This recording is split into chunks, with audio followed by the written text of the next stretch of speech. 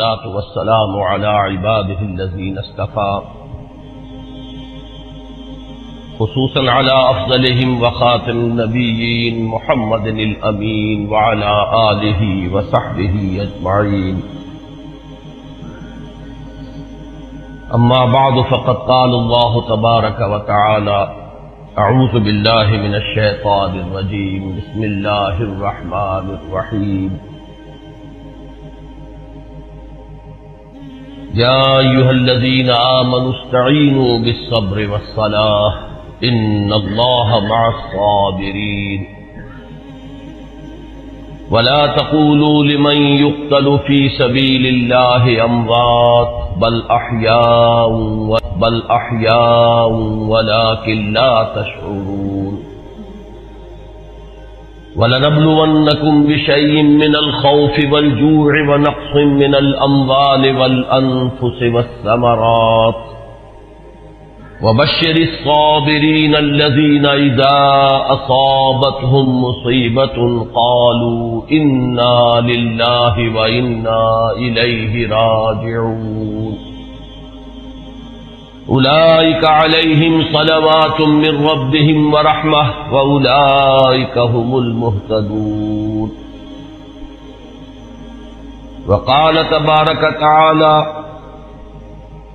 فاستجاب لهم ربهم أني لا أضيع عمل عامل منكم من ذكر أو أنثى بعضكم من بعض فالذين هاجروا وأخرجوا من ديارهم وأوذوا في سبيلي وقاتلوا وقتلوا لأكفرن عنهم سيئاتهم ولأدخلنهم جنات تجري من تحتها الأنهار ثوابا من عند الله والله عنده حسن الثواب. صدق الله العظيم. رب اشرح لي صدري ويسر لي امري واحلل عقدة من لساني يفقهوا قولي. اللهم ربنا الهمنا رشدنا واعذنا من شرور انفسنا. اللهم ارنا الحق حقا وارزقنا اتباعه وارنا الباطل باطلا وارزقنا اجتنابه. اللهم وفقنا لما تحب وترضى. اللهم وفقنا أن نجاهد في سبيلك بأموالنا وأنفسنا. اللهم ارزقنا شهادة في سبيلك. آمین یا رب العالمین. حضرات، آج ذوالحجہ کی 25 تاریخ ہے اور ہمارے ہاں کچھ تاریخوں کا جو اختلاف ہے اس کی روح سے ہو سکتا ہے کہ 26 ہو. آج سے 1384 برس قبل تقریباً آج کے دن حضرت عمر فاروق رضی اللہ تعالی عنہ پر قاتلانہ حملہ ہوا تھا. اس لیے کہ بعض روایات میں 26 ذی الحجہ کا تعین ہوا ہے اور بعض میں الفاظ یہ آئے ہیں کہ ذوالحجہ کے 4 دن باقی تھے جس دن کے حضرت عمر رضی اللہ تعالی عنہ پر یہ قاتلانہ حملہ ہوا. حج سے واپسی کو ابھی چند ہی دن ہوئے تھے اور اسی سفر حج کے دوران حضرت عمر رضی اللہ تعالی عنہ نے ایک موقع پر زمین پر لیٹ کر اور ہاتھ آسمان کی طرف پھیلا کر اللہ سے دعا کی تھی کہ پروردگار، میری ذمہ داریاں بہت بڑھ گئی ہیں، اب میرے اعضاء میں ضعف ہے، میں کمزوری محسوس کر رہا ہوں،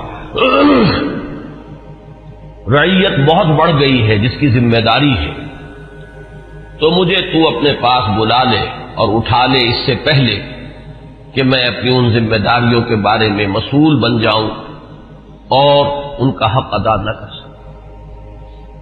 تو روایات میں آتا ہے کہ اس کے بعد چند ہی دن اس دنیا میں انہوں نے بسر کیے ہیں۔ اس کے بعد یہ قاتلانہ حملہ ہوا۔ 3 دن آپ زندگی اور موت کی کشمکش میں مبتلا رہے ہیں۔ ابو لولو فیروز ایک مجوسی ایرانی غلام تھا، حضرت مغیرہ ابن شعبہ کا رضی اللہ تعالی عنہ۔ حضرت عمر نے خاص قاعدہ بنایا ہوا تھا، غیر مسلموں کے مدینے میں داخلے پر پابندی تھی۔ حضرت مغیرہ ابن شعبہ نے خاص طور پر سفارش کر کے حضرت عمر سے اجازت حاصل کی ابو لولو فیروز کے لیے کہ اسے مدینے میں آ کر کام کرنے کی اجازت دی جائے، اس لیے کہ وہ بہت سے فنون سے واقف ہے۔ حضرت عمر نے اجازت دے دی۔ چند دنوں کے بعد وہ فریادی بن کر حاضر ہوا حضرت عمر رضی اللہ تعالیٰ عنہ کی خدمت میں کہ میرے آقا جو ہیں حضرت مغیرہ ابن شعبہ رضی اللہ تعالیٰ عنہ وہ مجھ سے بہت زیادہ ٹیکس وصول کرتے ہیں۔ یعنی یہ معاملہ تھا کہ جو غلام ہوتے تھے وہ اپنا کام کرتے تھے، لیکن اپنی آمدنی میں سے ایک حصہ وہ اپنے ان آقاؤں کو دیتے تھے کہ جن کی وہ غلامی میں تھے۔ تو حضرت مغیرہ ابن شعبہ نے جو مقدار مقرر کی 2 درہم روزانہ، اس پر اس نے احتجاج کیا کہ یہ بہت زیادہ ہے۔ حضرت عمر رضی اللہ تعالیٰ عنہ نے اس سے سوال کیا کہ تم کیا کیا کام جانتے ہو؟ جب اس نے گنوائے کہ میں یہ کام جانتا ہوں، تو حضرت عمر نے فیصلہ کیا کہ پھر یہ 2 درہم روزانہ زیادہ نہیں۔ اس پر وہ بہت غضبناک ہوا۔ حضرت عمر نے بھی اس سے ایک فرمائش کی کہ میرے لیے ایک ایسی چکی بنا دو جو ہوا سے چلتی ہو اور وہ آٹا پیسے۔ تو اس نے اسی غصے میں یہ کہا کہ ہاں آپ کے لیے تو میں ایسی چکی بناؤں گا جس کی یاد رہتی دنیا تک باقی رہے۔ اس پر حضرت عمر نے جب وہ چلا گیا تو جو لوگ مجلس میں حاضر تھے ان سے آپ نے فرمایا کہ یہ شخص مجھے قتل کی دھمکی دے گیا ہے۔ لیکن نوٹ کیجئے کہ اسلام نے جو نظام دیا ہے نوع انسانی کو، وہ نظام جو محمد الرسول اللہ صلی اللہ علیہ وسلم نے عطا فرمایا، اور جیسا کہ میں نے بارہا عرض کیا ہے کہ اگر اس کو پوری طرح شباب میں دیکھنا ہو، للی ان بلوم جسے کہتے ہیں انگریزی میں، ایک پھول پوری طرح کھل گیا ہو، اگر وہ نظام اس کیفیت میں آپ دیکھنا چاہیں تو وہ در حقیقت خلافت عمر فاروق کا دور ہے رضی اللہ تعالی عنہ۔ وہ تمام خصائص، وہ تمام برکات جو اس نظام میں ہیں، نظام عدل اجتماعی، وہ اپنے نقطۂ عروج پر نظر آتے ہیں حضرت عمر فاروق رضی اللہ تعالی عنہ کے عہد خلافت میں۔ اسی نظام کا ایک پہلو یہ بھی ہے کہ انسان طبعاً آزاد ہے، اس کی آزادی پر کوئی قدغن، کوئی بندش بغیر کسی ثبوت کے نہیں لگائی جا سکتی۔ خود حضور صلی اللہ علیہ وسلم کے زمانے کا ایک واقعہ ہے کہ کسی شخص کو، مدینے کے کسی شخص کو کسی شبہ میں گرفتار کیا گیا۔ حضور خطبہ دے رہے تھے کہ ایک شخص نے کھڑے ہو کر کہا کہ میرے پڑوسی کو کس جرم کی پاداش میں گرفتار کیا گیا۔ حضور نے اعراض فرمایا، اس کی بات کا نوٹس نہیں لیا، دوسری طرف آپ نے رخ کر لیا، وہ ادھر پھر آ گیا، اس نے پھر سوال کیا تو حضور نے فوراً حکم دیا کہ اس کو رہا کر دیا جائے۔ یعنی یہ کہ اگر کوئی ثبوت موجود نہیں ہے تو معلوم ہوا حضور صلی اللہ علیہ وسلم کے اس طرز عمل سے کہ پھر واقعتاً اس کو گرفتار رکھنا، اسیری میں رکھنا، محبوس رکھنا پھر یہ صحیح نہیں ہے، بلکہ اس کو رہا کر دیا جانا چاہیے۔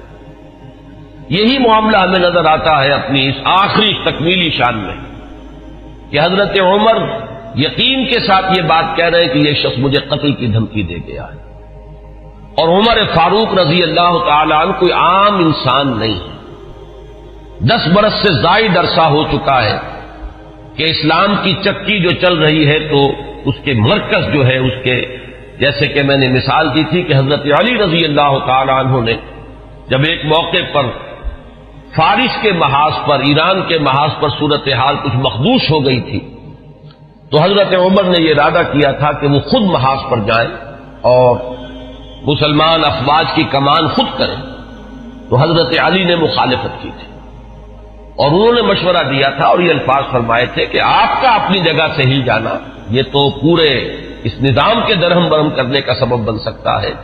اور یہی تشبیہ دی تھی کہ چکی اسی وقت تک چلتی ہے جبکہ اس کی وہ کلی اپنی جگہ پر قائم رہے. تو آپ کی مثال تو اس پورے نظام کے لیے کلی کسی ہے.